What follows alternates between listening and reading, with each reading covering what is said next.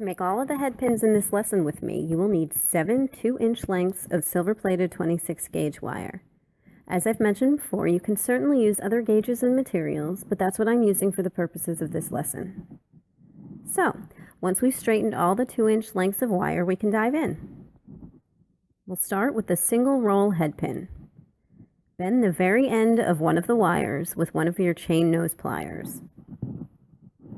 Use the pliers to flatten the tiny loop, and you have your completed single roll head pin.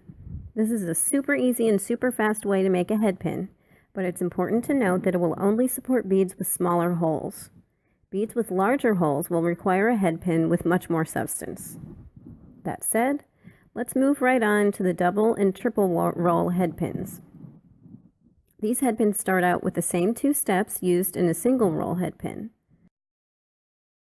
To make a double roll, hold the single roll in your chain nose pliers and bend the wire around the roll.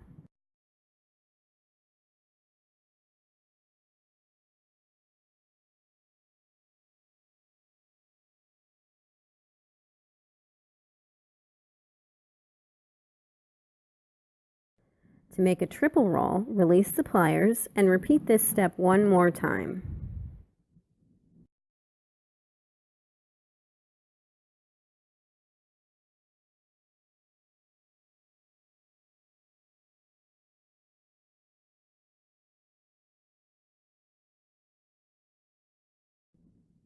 A bent basic loop head pin is exactly what it sounds like.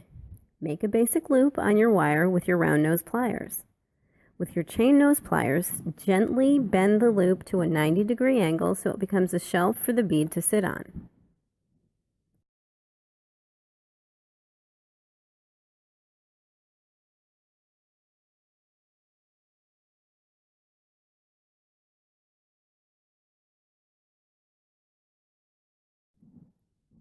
A spiral head pin also starts with the small basic loop. We then use the same steps we used to create the roll head pins. You can change the final look by changing the size of the initial loop.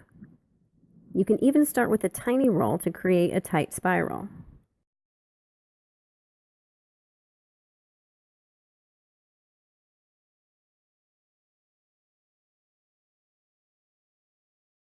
To finish the look, you can bend the wire so it sits directly in the middle of the spiral. To make a bent spiral head pin, add the additional step of bending the spiral to a 90-degree angle so it becomes a shelf for the bead to sit on.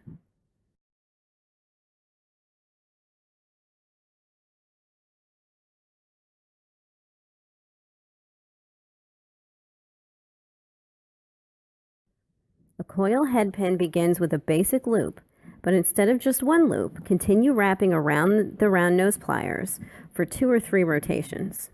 You will then have a coil to serve as the bottom of the head pin. Bend the wire at a 90-degree angle so the coil becomes a shelf for the bead.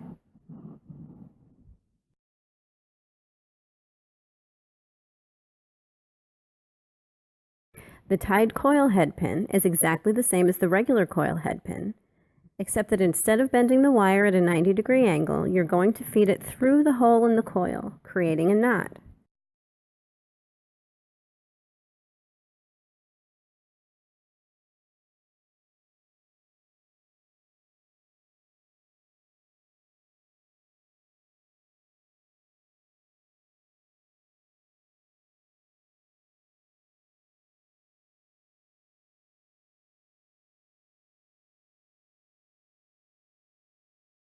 You may find it easier to pull the wire end with your chain nose pliers to secure the knot.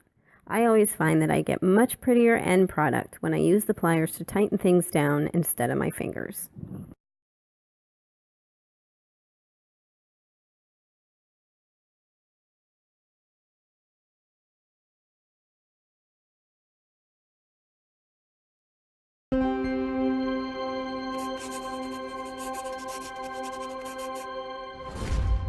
Go, go, go!